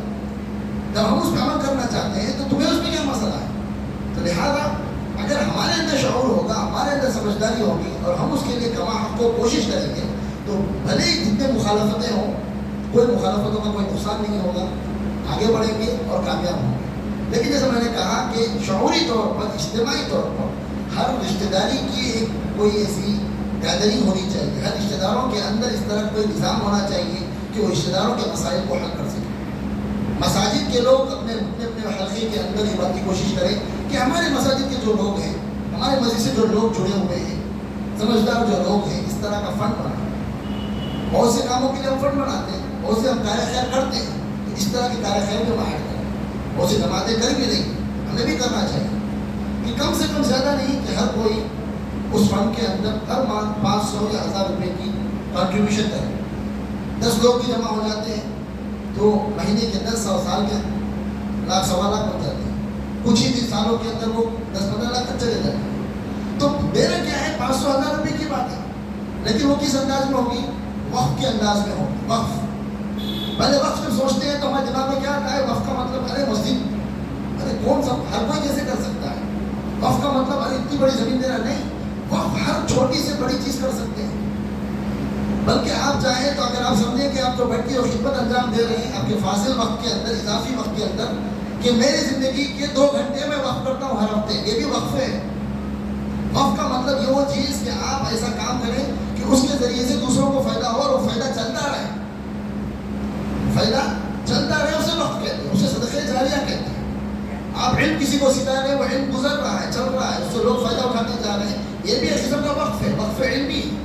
تو وقف نقدی کریں, یعنی کہ کیش کا وقف کریں, کہ 500-1000 بڑی چیز نہیں ہے, لیکن وہ 500-1000 میں جو دے رہا ہوں وہ وقف ہے اللہ کے لیے. لیکن ہوگا کیا, وہ 500-1000 بنیں گے بڑا امن, لاکھوں کا امن بنے گا. اس کے ذریعے سے ہم اپنے خاندان کے مسائل کو حل کر لیں گے, ہم اپنے مسجد سے جڑے لوگوں کے مسائل کو حل کر لیں گے. کہ جو روز جو ہے ہم کو اعلان کرنا پڑتا ہے, مسجد کے باہر لوگ کھڑے ہیں مانگنے والے کے نام سے, کہ جو روز ہمیں مدارس کے لیے جو اعلان کرنا پڑتا ہے, یہ مسائل کو ہم ختم کر سکتے ہیں. آپ بولیں گے بھائی 1,00,000-2 لاکھ سے مدرسہ تو چلنے والا ہے, نہیں, 1,00,000-2 لاکھ سے نہیں, وہ 1,00,000-2 لاکھ 10 لاکھ تک چلے جائیں گے, اور وہ پیسوں کو آپ انویسٹمنٹ میں استعمال کریں گے اور اس کے ریٹرنس آئیں گے. اسی کو اسلامک فائنانس کہتے ہیں. اسلامک فائنانس کا مطلب یہ ہے کہ آپ جو ہے 2 چیزوں پہ توجہ ہو آپ کی. ایک یہ ہے کہ آپ خرچ کرنے پر تیار ہوں, والنٹیئرلی آپ پیسے نکالنے کے لیے تیار ہوں. جیسا کہ ہم نے کہا کہ اللہ نے ربا کے مقابلے میں صدقات کو رکھا ہے, تو صدقات کے لیے آپ تیار ہوں. اور دوسری طرف آپ کیا کریں, تجارت کو فروغ دیں, مشارکت جو پارٹنرشپ ہوتی ہے اس کو فروغ دیں. معاشرے کے اندر قابل جو افراد ہیں جو اچھا کاروبار کرتے ہیں ان کے ساتھ بیٹھ کر تجربے حاصل کریں، یا کم سے کم ان کے ساتھ مل کر آپسی اعتماد کے ساتھ آپسی MOU بنا کر رجسٹر کر کے کاروبار کرنے کی کوشش کریں۔ مضاربت اللہ کے نبی صلی اللہ علیہ وسلم نے زمانے اسلام سے قبل بھی اور بعد بھی، بلکہ زمانے اسلام سے قبل بھی کاروبار کیا، اور کاروبار کی شکل کیا ہوتی؟ مضاربت ہوتی، یعنی کہ ایک بندہ فائنانس کرتا، ایک بندہ پیسہ لگاتا اور دوسرا بندہ محنت کرتا۔ آپ کے پاس محنت اور تجربہ ہے، آپ کے پاس پیسے ہیں۔ آپ کے پاس محنت اور تجربہ نہیں ہے، آپ پیسے نہیں، دونوں مل کر کاروبار کریں گے، کاروبار نہیں، دونوں بھی محنت کر سکتے ہیں تو اس کو مشارکت کہتے ہیں، اس اصول پہ کام کریں گے تو پھر اس سے ریٹرنس آئے۔ تو اس طرح اگر ہم مینیج کرنے کی کوشش کریں گے تو جہاں ہم اپنے معاشرے کی ضروریات کو پورا کر سکتے ہیں وہیں پر وہ پیسے جیسے کہ ویسے خرچ میں جائیں گے، پھر ریٹرن واپس آئیں گے۔ بے سودی قرض ہوگا، وہ بنا سودی قرض ہوگا کہ آپ نے ضرورت پوری ہوگی اور واپس آئیں گے۔ تو اس طریقے سے ہم کرتے ہیں، ہمارے پاس سنجیدہ کوششیں ہوں گی تو حکومتوں کو بھی ماننا پڑے گا، حکومتیں بھی اس کے لیے تیار ہوں گی، لیکن ہمارے پاس کوشش نہیں ہوگی اور ہم جو ہے ہر وہ چیز جو معاشرے میں رائج ہے اس کو لے لیں گے۔ گھر بنانا ہے، ساری زندگی گھر بنانے میں لگا لیں گے، اور فائنلی جب جو ہے وقت آنے کے بعد بوڑھے ہونے کے بعد گھر تو رہے گا لیکن آمدنی کا مستقبل کا کوئی پلان نہیں رہے گا۔ پھر وہی محتاجگی ہے، محتاجگی اولاد پر محتاجگی ہے، آگے کے مرحلے کے لیے بھی بچوں پہ محتاجگی ہے۔ وہی آپ نے اپنی جوانی کے اندر اگر صحیح سے پلاننگ کی ہوتی، صحیح جو ہے رہنمائی لی ہوتی، گائیڈنس لی ہوتی، تو وہ پیسے جو آپ نے گھر بنانے کے لیے زندگی پوری لگا دی، وہی پیسے آپ کو جو ریٹرنس دے رہے ہوتے ہیں اچھے، لیکن نہیں، ہمارے پاس یہ سسٹم نہیں ہے۔ کیوں؟ اس وجہ سے کہ ہماری زندگی کیا ہو چکی ہے کہ ہر کوئی اپنی انفرادی لائف گزار رہا ہے، ہر کوئی اپنی لائف گزار رہا ہے۔ کوئی تجربے بھی ہوں تو بس وہ اس کی حد تک ہی، بڑے سے بڑے تجربے بھی اسی کے ساتھ دفن ہو جاتے ہیں۔ نہیں میرے بھائی، مساجد سے جڑ کر یہ ہم کام بہت بڑے لیول پر کر سکتے ہیں۔ مساجد سے جڑ کر ہم جو ہے اس طرح کی جو ہے کمیونٹی ویل بینگ کے لیے اس طرح کے جو ہے کنسلٹنسی کے جو ہے آفیسز بنا کر کہ جس کے ذریعے سے ہم ہمارے معاشرے کے جو بچے ہیں ان کی صحیح تعلیم و تربیت کے لیے کیا گائیڈنس ہو کہ بچے کل کے دن ہمارے قوم کا اثاثہ بنے، کل کے دن قوم کے لیے ان کے ذریعے سے ریٹرنس فنڈ کریں۔ جب ہماری طرف سے رہنمائی ہوگی تو بچوں کے دل میں بھی بڑے ہونے کے بعد یہ جذبہ آئے گا کہ ہاں اس مسجد کے ذریعے سے، اس تربیت کے ذریعے سے ہم آج یہ قابل بنے، تو ہمارا فرض بنتا ہے کہ ہم بھی اپنی جوانی کے اندر اس کو فائدہ پہنچائیں۔ تو یہ کون کرنا چاہیے؟ قوم کے بڑے افراد کو اس کے لیے وقت نکالنا چاہیے۔ قوم کی جو تجربہ کار ہیں، چاہے وہ لا سے تعلق رکھنے والے ہوں، چاہے وہ اکنامک سے تعلق رکھنے والے ہوں، یا علمی فیلڈ سے ایجوکیشن تعلیم رکھنے والے ہوں، اپنے فاضل اوقات میں اس طرح اتوار کا ایک پروگرام کر رہے تھے، اسی طرح اتوار ہفتے میں ایک دفعہ، ماہانہ ایک دفعہ اس طرح کی میٹنگیں کریں جس کے ذریعے سے ہم قوم کے لیے کاؤنسلنگ کا کام کر سکیں، قوم کو راستہ بتانے والا کام کر سکیں۔ لہذا اس طرح کی کوششوں کی وجہ سے ایک زمانے میں جب بہت سے مسلم ممالک جو ہے وجود میں آئے، ایک استعمار کے بعد، استعمار یعنی کہ ایک وقت تک جو ہے انگریز کا دور رہا، ساری دنیا پر ان کی حکومت رہی، مسلمان اپنے ہی ملک کے اندر جو ہے اجنبی اور ان کے غلام بن کر رہے گئے، جس طرح یہاں پر معاملہ پیش آیا۔ تو اس کے پیش آنے کے بعد بہت سے عرب ممالک، خلیج کے ممالک، خود ہندوستان، ہم ایسے وجود میں آئے کہ اب ایک نیا نظام آ گیا، ایک نیا قانون آ گیا، اور وہ قانون کیا تھا؟ یہ سودی نظام کا قانون تھا۔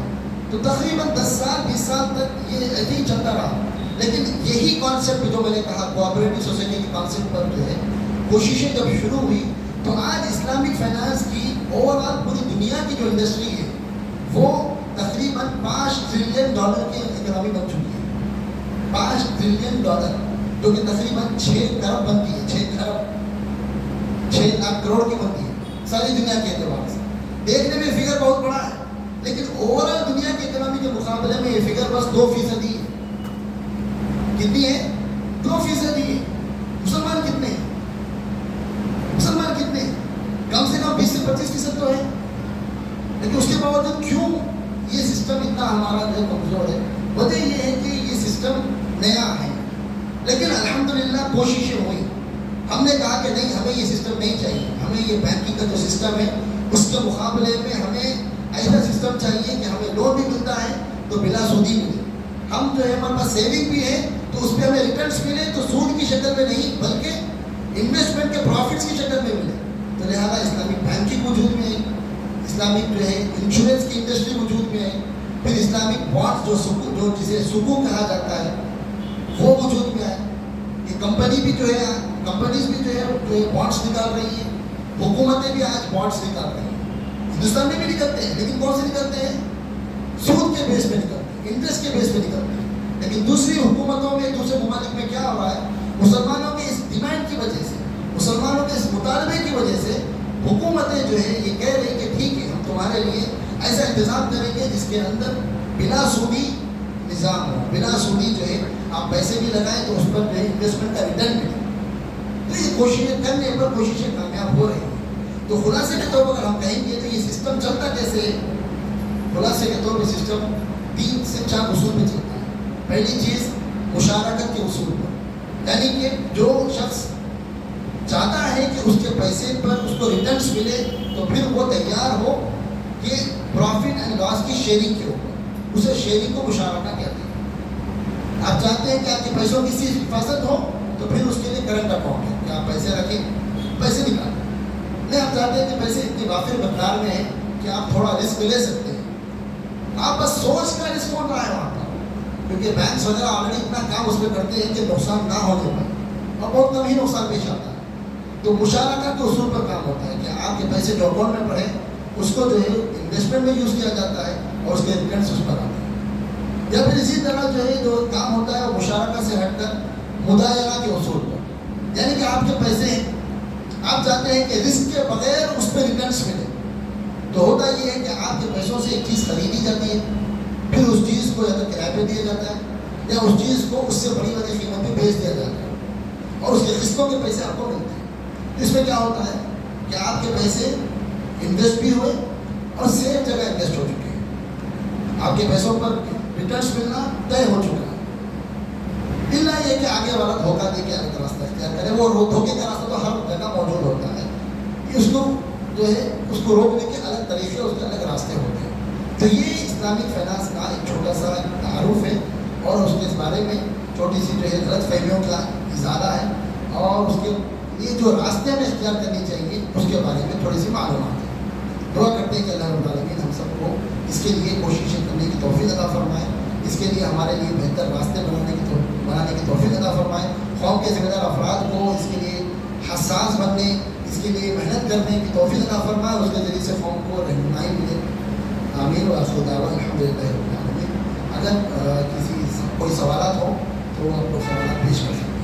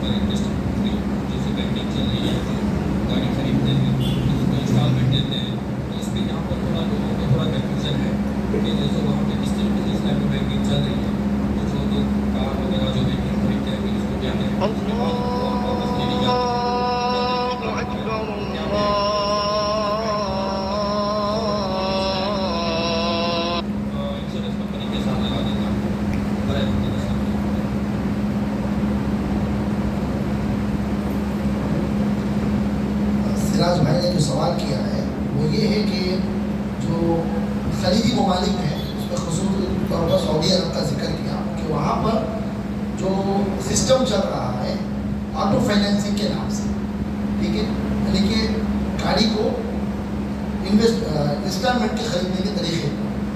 تو دیکھیں سب سے پہلے یہ بات ہے کہ سعودی عرب کے بہت سے بینکس نے خود کو اسلامک بینکنگ کے اس میں خاکے میں ڈھال لیا. کئی بینک سے جو مکمل طور پر اسلامک بینکنگ کرتے ہیں اور کئی بینک ایسے ہیں جو جزوی طور پر یعنی کہ پارشلی اسلامک بینکنگ کرتے ہیں اور پارشلی جو پرانا سسٹم ہے اس پر چل رہے ہیں.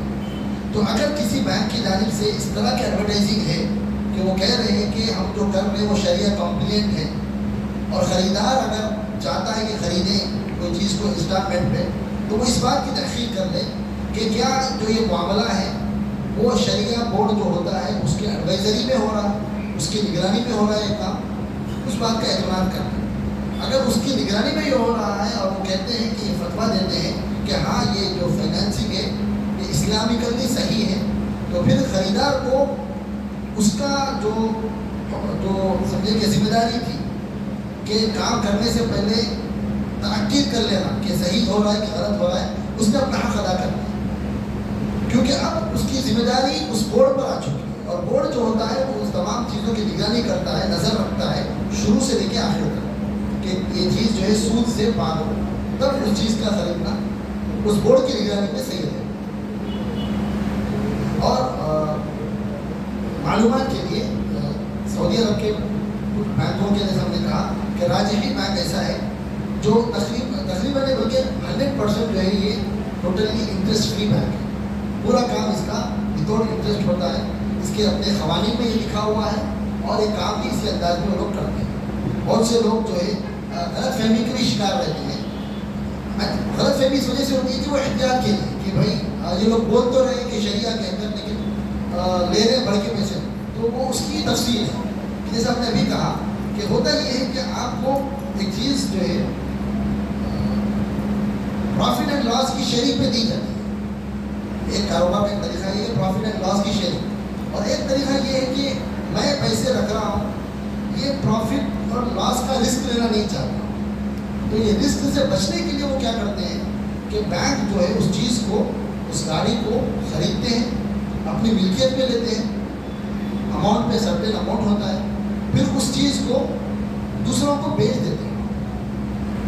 کہ جب چونکہ وہ چیز کو خرید چکے ہیں، اس کے مالک بن چکے ہیں، تو شریعت میں اس بات کا حق ہے کہ انسان جو چیز کا مالک ہے اس کو اپنے حساب سے اس پر منافع رکھ کر بیچ سکتا ہے، تو وہ اپنے منافع کو رکھ کر اسے وہ قسطوں پر بیچ دیتے ہیں، انسٹالمنٹ پہ بیچ دیتے ہیں۔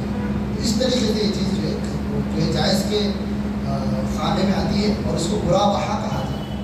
برا بہا یعنی کہ اس کے بارے میں برا بہا یعنی کہ ریبٹ سے، یعنی کہ ایک چیز کو خریدا گیا، اس پر ایک پروفٹ کا ایک پرسنٹیج رکھا گیا اور اس کو جو ہے بتا کر بیچا گیا۔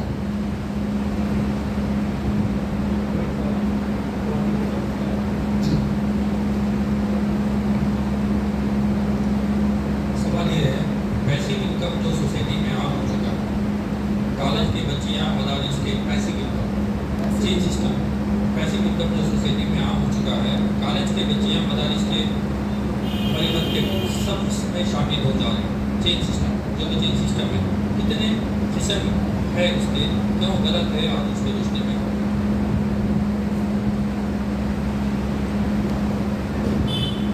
پیسیو انکم تو ایسے انکم کو کہتے ہیں میری معلومات کے حد تک، یعنی کہ آپ ایکٹیولی کوئی کام نہیں کر رہے، ایکٹیولی آپ اسٹوڈنٹ ہیں، ایکٹیولی آپ نوکری کر رہے ہیں، ایکٹیولی آپ جو ہے تجارت کر رہے ہیں، اور سائڈ میں کوئی اور طریقے سے انکم آ رہا ہے، اسے پیسیو کہا جاتا ہے اصل، ٹھیک ہے۔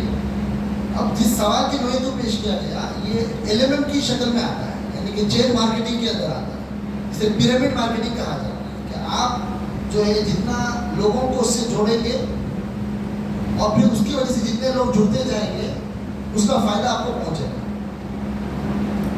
تو یہ دراصل دیکھیں، اصل دیکھا جائے تو یہ ہم اگر کہیں گے اسلامی اعتبار سے، میں لفظ بول لوں گا تو لوگ اس کو کچھ اور نہ لے لیں، صدقہ جاریہ کی ایک شکل ہے اصل دیکھا جائے کہ آپ نے کسی کو نیکی سکھائی پھر وہ کسی اور کو نیکی سکھا رہا ہے، ٹھیک ہے، تو اسے صدقہ جاریہ بول سکتے ہیں، لیکن جو کاروبار ہو رہا ہے وہ صدقہ جاریہ نہیں ہے، بلکہ گناہ جاریہ میں بن جائے گا کبھی کبھی۔ کیا ہو رہا ہے اس کے اندر؟ یہ چیز ہے، اس کی قیمت 10 روپے 20 روپے سے بڑھ کے نہیں ہے، وہ مجھے معلوم ہے، ان کو بھی معلوم ہے، ان کو بھی معلوم ہے، ان کو بھی معلوم ہے۔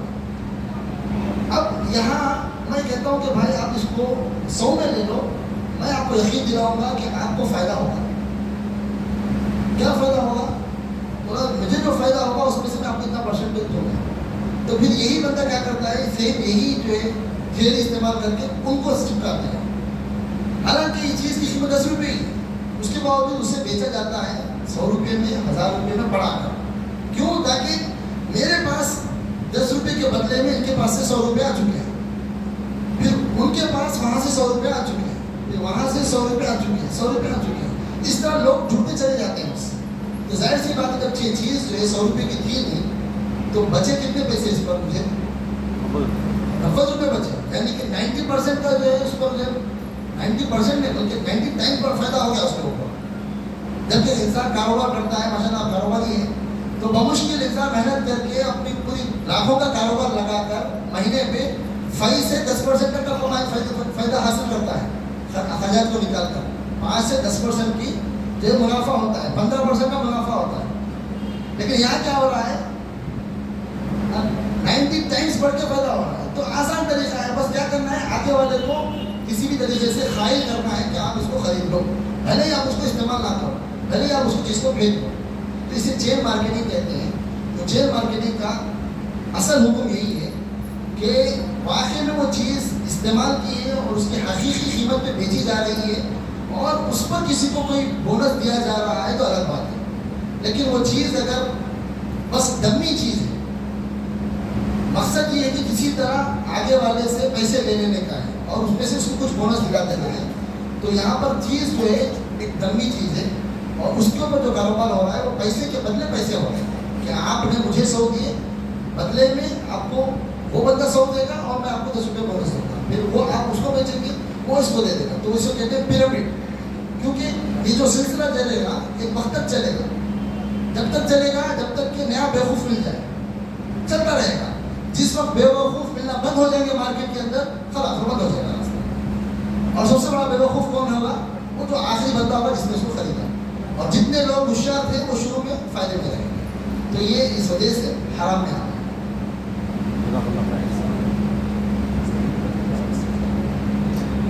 جی جی جی جی سوال دوہرائیے. جی. تو اس کے اندر دیکھیں ہمارے شیخ محترم نے اچھا سوال کیا. ہم ایک ہی جگہ پڑھتے ہیں، ساتھی ہیں، اور یہ ہمارے مسائل میں سے ایک مسئلہ ہے کہ اسٹوڈنٹس وہاں ہوتے ہیں اور عرب ممالک میں جو افراد ہوتے ہیں وہ پیسے ممالک سے یہاں بھیجتے ہیں. ٹھیک ہے، تو جو ہے پیسے بھیجتے ہیں. تو ہوتا یہ کہ بھیجنے کے لیے جو شرعی اور صحیح طریقہ ہے وہ یہ ہے کہ آپ جو ہے اس کے اندر جو انٹرمیڈیٹ جو کمپنیز ہیں، چاہے وہ بینکس ہو یا پھر جو ہے سمجھے کہ لائسنس جو کاروبار ہیں، جیسا کہ ویسٹرن یونین کا نام آتا ہے، اس طرح کے جو کاروبار ہیں ان کے تھرو یہ کام کرنے کی کوشش کریں. کیوں؟ اس کے 2-3 وجوہات ہیں. سب سے پہلی وجہ یہ ہے کہ آپ چاہے اسٹوڈنٹ ہو یا پھر جو ہے کاروباری ہو، آپ جب یہاں سے گئے ہیں تو آپ کا اس ملک سے کسی اور ملک کو جانا اس ملک کے لیے فائدہ مند ہے. تبھی تو آپ کے لیے ملک چاہتا ہے کہ پاسپورٹ بنے، تبھی تو آپ کے لیے ملک چاہتا ہے کہ آپ کے لیے آسانیاں ہوں. تو آپ کی وفاداری اور آپ کی امانت داری اس ملک کے حق میں یہ ہے کہ آپ جو کمائیں، چاہے وہ اسٹوڈنٹ کے طور پر ہو یا پھر نوکری کے طور پر ہو، کہ آپ وہاں کا جو کرنسی آپ کو ملی ہے وہ آپ کو صحیح چینل سے اس کو بھیجیں. صحیح چینل کیا ہے؟ بینک صحیح چینل ہے، کمپنیز جو ہیں بھیجنے والی انٹرمیڈیٹ وہ صحیح چینل ہے. کیوں صحیح چینل ہے؟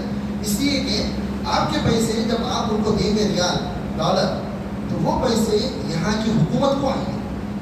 پھر حکومت کی طرف سے جو ریزرو بینک ہوتا ہے وہ اس پیسے کو جو ہے آپ کے جو اہل خانہ تک پہنچنا ہے وہ اس کو انڈین روپیز کی شکل میں پہنچاتا ہے. تو اس میں کیا ہوتا ہے، آپ جو پیسے بھیجے ہیں وہ اپنے گھر تک تو پہنچ چکے ہیں. اور ایک چھوٹا سا آپ کی نظر میں نقصان یہ ہو چکا ہے کہ آپ کو 1000 ریال کے بدلے چاہیے تھے 23,000 ریال، لیکن وہ یہاں کتنے ملے؟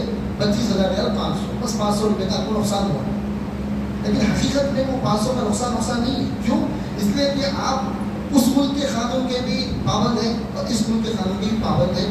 اور مومن جو ہے اپنے وعد و عہد و پیمان کو پورا کرنے والا ہوتا ہے.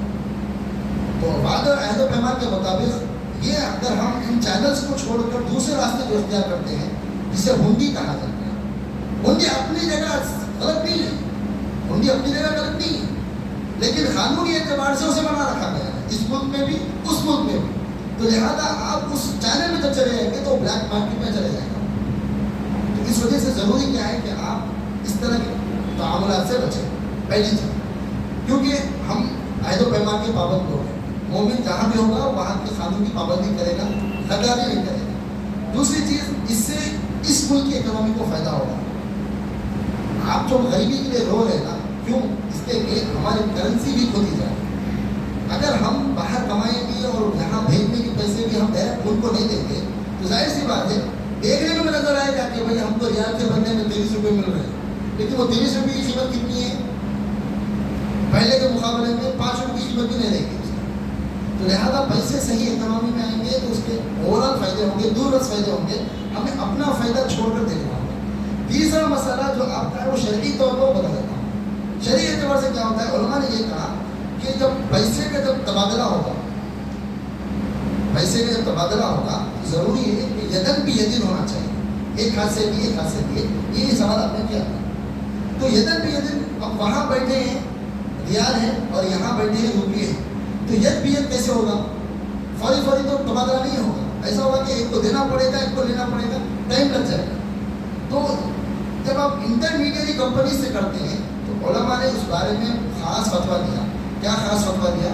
کہ جب آپ کمپنی کو جا کر ڈپازٹ کیے اپنے ریال, جیسے ہی ڈپازٹ کر دیے تو وہ آپ کے نام ایک بل بنائے گا جس کی حیثیت چیک کی ہوگی, اور اس کی حیثیت چونکہ وہ کمپنیز جو ہے لائسنسڈ ہیں, حکومت کی طرف سے اس کی نگرانی ہوتی ہے, اس وجہ سے پیسے فوری ہاتھ میں نہ بھی ملے تو اس کا حکماً قبض میں شمار ہوگا. سمجھ رہے؟ آپ کو فوری انڈین روپیز نہ بھی ملے تو قبضاً حکماً قبض کہلائے گا اور جائز کے دائرے میں ہے. ورنہ وہ جو مسئلہ ہے کہ آپ نے پیسے دیے اور ایک وقت کے بعد آپ کو پیسے مل رہے ہیں جو ربا نسا جو بن رہا ہے نا, اس شکل میں پڑ جائے گا. جی جی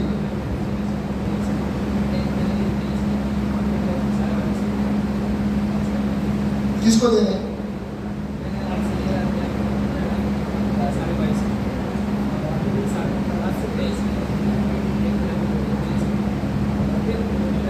دوسرے کو بیچ رہے. تو وہی تو میں کہہ رہا ہوں. ہاں سمجھ چکا ہوں.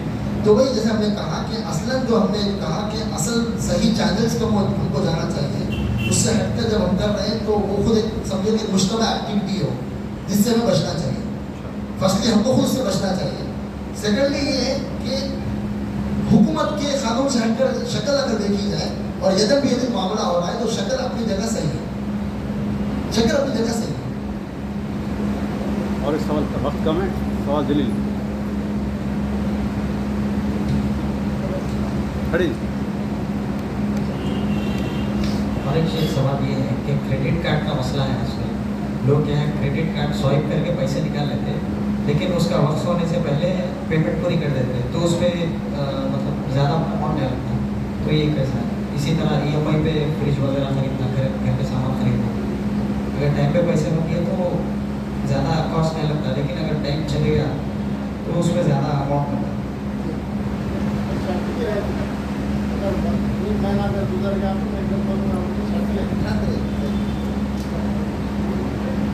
تو ماشاء اللہ شیخ نے جو سوال کیا تھا اس سے ایک مسئلہ ہمارے درس سے چھوٹ گیا تھا. وہ یہ تھا کہ ربا کی کیا شکلیں شریعت میں بتائی گئی ہیں. ربا سود جو ہے نا, اس کو عربی اصطلاح میں ربا کہتے ہیں. عام طور پہ سود کا مطلب ہم یہ سمجھتے ہیں کہ آپ نے 100 روپے دیے اور اس کے بدلے میں ایکسٹرا 10 روپے لینا, یہ سود ہے. تو یہ بالکل سود کی شکل ہے اور زیادہ تر یہی معاشرے میں رائج رہتی ہے مختلف جو ہے ناموں کے ساتھ. اس کے علاوہ ربا کی اور بھی شکلیں ہیں. اس کو ربل بیوع کہا جاتا ہے, یعنی کہ لین دین کرتے ہوئے, کاروبار کرتے ہوئے ربا ہوگا کہ آپ نے کوئی چیز دی اور اس کی اسی جیسی چیز آپ نے عوض میں دی تو اس میں کمی و زیادتی کرنا, یا جو ہے سونے کے بدلے جب سونا ہو رہا ہے تو بیچ میں فاصلہ آ رہا ہے, جیسا کہ ابھی کہا کرنسی کا, میں نے کرنسی دی اور ایک دن کے بعد یا 1 گھنٹے کے بعد آپ اس کرنسی کو دے, اس کا عوض جو ہے دے رہے ہیں. تو شرط کیا ہے, جب کرنسی کے بدلے کرنسی ہو, سونا کے بدلے سونا ہو, چاندی کے بدلے چاندی ہو, تو شریعت نے یہ کہا کہ مجلس ایک ہی ہونی چاہیے. آپ نے ایک مجلس میں دی تو اسی مجلس میں اس کا عوض آپ کو مل جانا چاہیے, ورنہ وہ بھی سود ٹھہرے گا. تو یہ شکل ماشاء اللہ سوال کی وجہ سے باہر آئی جو جھوٹ چھوڑ دی. اسی طرح شیخ نے جو سوال کیا اس کا تعلق ہم نے اشارتاً جو ہے درس میں کہا تھا کہ یہ جو انسٹالمنٹس کے نام پہ جو ہو رہا ہے کاروبار, اس میں یہ لوگ کیا کہہ رہے ہیں, ایک ہے نو کاسٹ ای ایم آئی کہہ رہے ہیں, نو انٹرسٹ ای ایم آئی نہیں کہہ رہے, نو کاسٹ کہہ رہے ہیں. تاکہ آپ کو لگے کہ ارے ہم ایکسٹرا پیسے نہیں بڑھ رہے, ہم سود سے بچ چکے ہیں یہ ہم سمجھ رہے ہیں, کیونکہ ہم وہ چاہتے ہیں کہ کسٹمرز جو ہے نا کسی بھی طرح ان کے پاس ہے, اور وہ معلوم ہے کہ مسلمان کا ایک بڑا کسٹمر کا بیس جو ہے وہ انٹرسٹ کی وجہ سے نہیں آئے گا, تو ان کو بہلانے کے لیے یا ان کو جو ہے جھانسا دینے کے لیے اس طرح کے نام استعمال کیے جا رہے ہیں. لیکن جیسے ہم نے کہا کہ یہ کاروبار جو ہو رہا ہے آپ کے اور جو الیکٹرانک کمپنی جو چیزیں بیچ رہی ہے اس کے درمیان نہیں ہو رہا ہے, بلکہ بیچ میں میڈیٹنگ جو ہے ایک فائنانس کمپنی آ رہی ہے, اس کی اس وجہ سے یہ کاروبار کے اندر جو ہے انٹرسٹ فری کاروبار نہیں ہو رہا ہے. اور جیسے کہ شیخ نے کہا کہ اس میں جو ہے شرط بھی لگی ہوئی ہوتی ہے کہ لیٹ ہونے پر انٹرسٹ بڑھے گا, تو اس وجہ سے یہ غلط ٹھہرے گا.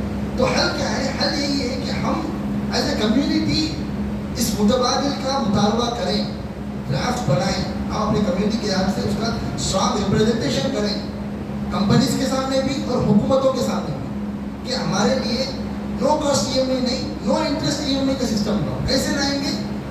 پورا عالم اسلام, عربی ممالک, خلیجی ممالک اور اس کے علاوہ مغربی ممالک ان طریقوں کو قبول کر رہے ہیں. کیوں قبول کر رہے ہیں؟ کیونکہ وہاں کے مسلم عوام اس کو اس نے ہی اسٹرینتھ کے ساتھ, اس نے ہی جو ہے پریشر کے ساتھ منوا رہی ہے, تو وہ لوگ مان رہے ہیں. ہمارے پاس اتنا جو ہے اس بارے میں کوششیں نہیں ہو رہی, اس وجہ سے جو ہے ہم کو اس طرح کے چارجز نہیں مل رہے. اسی طرح کریڈٹ کارڈ کا عالم اسلام کے اندر کریڈٹ کارڈ کو بھی جو ہے پہلے کریڈٹ کارڈ لفظ حرام تصور کیا جاتا تھا, اور ابھی بھی ایک اعتبار سے حرام ہی ہے اس کا استعمال. لیکن عالم اسلام میں باضابطہ علماء کی نگرانی میں کوششیں کر کے حلال کریڈٹ کارڈز کا بھی آپشن نکالا گیا ہے, اور واقعتاً حلال کے دائرے میں آتا ہے اگر اس کی صحیح نگرانی کی جا رہی ہے. صحیح نگرانی ہونا شرط ہے اس کے لیے, شریعہ بورڈ اس کے لیے شرط ہے. لیکن یہاں کوئی ایسی بات نہیں ہے, یہاں مسلم کسٹمر چاہیے لیکن مسلم شریعہ بورڈ نہیں چاہیے, کیونکہ یہاں لفظ شریعہ سنتے ہی لوگ ڈر جاتے ہیں, شریعہ قانون سمجھتے ہیں. بھائی یہ کوئی تلوار والا قانون نہیں ہے, ہاتھ کاٹو منڈی کاٹو. شریعہ کا مطلب یہ ہے کہ اصول زندگی, ہم کیسے زندگی گزارنا ہے وہ بات چل رہی ہے, کاروبار کیسے کرنا ہے وہ بات چل رہی ہے. تو ہمارے لیے کاروبار کے لیے جو چیزیں ہیں, بینکنگ کی جو چیزیں ہیں, اس اعتبار سے اگر وہ اصولوں کے اعتبار سے بینکنگ والے ہم کو ویسا کریڈٹ کارڈ آفر کریں جو شریعہ بورڈ سے اپروو ہو یا شریعہ کی نگرانی میں ہو تو کوئی مسئلہ نہیں ہے. لیکن ہم یہ سمجھیں کہ کریڈٹ کارڈ ہم استعمال کر رہے ہیں اور ٹائم پہ قسط بند دے رہے ہیں, تو کیا اس کے اندر سود انوالو ہو گیا کیا؟ تو دینے کے اعتبار سے سود انوالو نہیں ہوا, لیکن اگریمنٹ کے اعتبار سے سود کا معاملہ طے ہو چکا ہے. سود کا معاملہ آپ نے کر لیا. جیسے کہ وہ حدیث ہے لعن اللہ آکل الربا وموکلہ وکاتبہ, کہ اللہ کی لعنت ہے کھانے والے پر بھی کھلانے والے پر بھی. تو آپ بطور کھلانے والے ایز اے اگریمنٹ تیار ہیں, بھلے ہی آپ نے پیسے نہیں دیے لیکن ایز اے اگریمنٹ آپ تیار ہیں, اور اسی طرح وہ اگریمنٹ لکھا جا چکا ہے. تو اس وجہ سے کریڈٹ کارڈ کا استعمال جب تک کہ وہ شریعت کے اصول پر نہ ہو جائے نہیں ہوگا. ایون اسلامی ممالک کی جب بات کرتے ہیں تو ہم نے کہا شیخ کے سوال پہ بھی کہ صرف شریعہ کمپلینٹ کی مارکیٹنگ کافی نہیں ہوگی, خریدنے والا اس بات کی تحقیق کرے کہ واقعہ شریعہ بورڈ اس کی نگرانی کر رہا ہے, اس کا حق ہے, وہ پوچھ سکتا ہے, کسٹمر ہے, اور اس کا جواب وہ دیں گے. پھر تو جب مسلم ممالک کے اندر ہم یہ اس بات کی تحقیق کرتے ہیں کہ بھائی شریعہ نگرانی ہو رہی ہے کہ نہیں ہو رہی ہے, تو پھر اسکول کے اندر اس کی ذمہ داری اور بھی بڑھ جاتی ہے کہ اس کی جو ہے بیکنگ شرعی علماء کے ذریعے سے ہو, تو پھر وہ صحیح ہو. لیکن ابھی تک تو وہ بیکنگ نہیں ہے.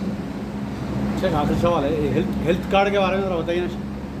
جو پرائیویٹ جو ہیلتھ کارڈ دیتے ہیں گورنمنٹ کے علاوہ, اس کا استعمال کرنا کیسے؟ شیخ نے بہت اچھا سوال کیا, اور کل میں ایک پروگرام کی تیاری کر رہا تھا تو اپنے بعض احباب کے ساتھ بیٹھ کر مختلف نکات پہ بات کر رہا تھا اور مشورے لے رہا تھا تیاری کے لیے. تو اس ضمن میں یہ مسئلہ آیا تھا ہیلتھ کارڈ کا, کہ بعض کمپنیاں کیا کرتی ہے, ہیلتھ کارڈ بناتی ہے, اس کا سبسکرپشن بیچتی ہے, ٹھیک ہے, مثلاً 1000 روپئے میں 1500 ماہانہ سالانہ کے اعتبار سے بیچتی ہے. تو اس سے کیا سہولت ملے گی سبسکرائبر کو؟ یہ سہولت ملے گی کہ چند خاص ہسپتالوں کے اندر وہ جا کر اپنا علاج ڈسکاؤنٹ پہ کرا سکتا ہے. صحیح بول رہا ہوں میں؟ ایسا ہی ہے جی. تو یہ جو ہو رہا ہے اس کے اندر ایک بہترین بزنس اسٹریٹجی اپنائی جا رہی ہے, اور اس اسٹریٹجی کی وجہ سے اس میں ہر دونوں کا فائدہ ہو رہا ہے, کارڈ ایشو کرنے والے کا اور کمپنیز کا اور سبسکرائبر کا, کہ اس کو علاج, بہترین علاج, بڑے ہسپتال میں بھی علاج جو ہے آدھی قیمت پہ ہو جا رہا ہے, وہ اس کا فائدہ ہو جا رہا ہے. تو اصلاً صورت کے اعتبار سے کیونکہ بہت سے لوگوں کو اس کی صورت و شکل نہیں معلوم ہے کیوں ہو رہا ہے, کیوں ہاسپٹل اس کو آدھی قیمت پہ دے رہا ہے, یہی سوال ہوگا آپ کا, اور کیوں یہ فائدہ کیوں کر جائز ہے. تو حقیقت یہ ہے کہ اس میں ہو یہ رہا ہے کہ جو بڑے ہاسپٹلس ہوتے ہیں, جو بیڈڈ ہاسپٹلس ہوتے ہیں, قانونی اعتبار سے اس بات کے پابند ہوتے ہیں کہ اتنے پرسنٹیج وہ پور لوگوں کی خدمت کے لیے رکھیں. یہ اس کا اصل اس کا پیچھے کا راز ہے کہ اتنے پرسنٹ کو لوگوں کو مدد کے طور پر فری علاج دیں, ان کو دینا فری علاج ہے اصل. تو یہ جو کمپنی ہے, یہ جو بھی جو سوسائٹی ہے, وہ کیا کرتی ہے, ان ہاسپٹل سے جا کے طیب کرتی ہے کہ بھائی ہم آپ کا کسٹمرس پہنچائیں گے, آپ کا جو کوٹا فری کا کوٹا ہے, غریبوں کا جو کوٹا ہے, اس کوٹے میں سے 5% کا جو کوٹا ہے, اس کوٹے میں سے آپ کیا کرنا, ہمارا جو بندہ کارڈ لے کر آئے گا اس کا علاج کر دیں گے. سمجھ رہے؟ تو نتیجے میں کیا ہوگا, جو فری علاج ہونا چاہیے تھا وہ پردے کے اندر رکھ کر کے بینک وہ ہاسپٹل آپ کو وہ علاج آدھے میں کر دے رہا. یہاں پر کسٹمر خوش ہو گیا, وہاں پر اس کو آدھی قیمت مل گئی, خوش ہو گیا, اور وہاں پر وہ بینک وہ جو سوسائٹی ہے جو کارڈ دے رہی ہے وہ سبسکرائب کے پیسے لے کے خوش ہو گئے. تو کہنے کے اعتبار سے, اصولی اعتبار سے اس صورت کے استعمال میں کوئی حرج نہیں ہے, کیونکہ یہاں پر کسی قسم کا یوں سمجھے کہ ربا داخل نہیں ہے, غرر داخل نہیں ہے. انشورنس جو ہوتا ہے نا اس میں غرر آتا ہے. غرر مطلب انسرٹینٹی, کہ آپ جو ہے انشورنس کمپنی کو ماہانہ یا سالانہ اعتبار سے پیسے بنتے ہیں, 1000 روپے کے اعتبار سے یا 100 500 کے اعتبار سے, کہ جب آپ بیمار ہوں گے تو علاج کریں گے, اس طرح آپ کا ہوتا ہے. تو بیمار ہوں گے یا نہیں ہوں گے اس کی کوئی گارنٹی نہیں ہے, ٹھیک ہے, اور کتنے کے بیمار ہوں گے اس کی کوئی گارنٹی نہیں ہے. تو وہاں پر کتنے کا فائدہ آپ اس کارڈ کے بدلے میں اٹھانے جا رہے ہیں اس کی کوئی گارنٹی نہیں ہے. ان وجوہات کی وجہ سے اس کو غرر کہتے ہیں, انسرٹینٹی, کہ آپ کو معلوم نہیں ہے کہ آپ کو ڈیورس کیا ملنے والا ہے. اس وجہ سے انشورنس جو ہے حرام کی شکل میں آتی ہے, ٹھیک ہے, حرام میں آتی ہے.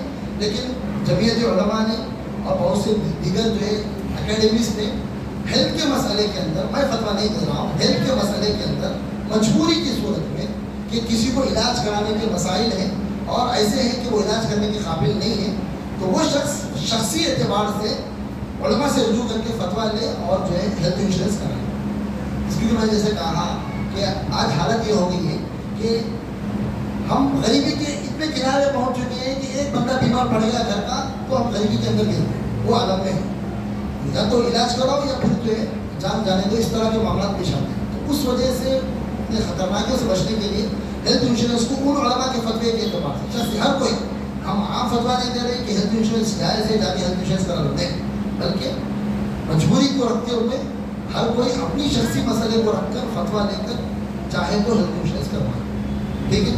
تو اصل دیکھا جائے تو جو سسٹم فی الوقت یہاں رائج ہے, کریڈٹ کارڈ کا مسئلہ ہے, انشورنس کا وہی مسئلہ ہے. یہاں پر ابھی جو سسٹم رائج ہے ہیلتھ کا وہ وہی ربا اور غرر بیسڈ ہے, جبکہ دوسرے ممالک کے اندر, عربی ممالک اور غربی ممالک یعنی کہ ویسٹرن ممالک کے اندر مسلمانوں کے لیے تکافلی سسٹم لایا گیا ہے جو کہ انشورنس ہے لیکن اسلامک اصولوں کے اعتبار سے وہ جائز سسٹم میں آتا ہے. اور ہاں آپ کا سوال کارڈ کا جو مسئلہ ہے وہ جائز میں آتا ہے.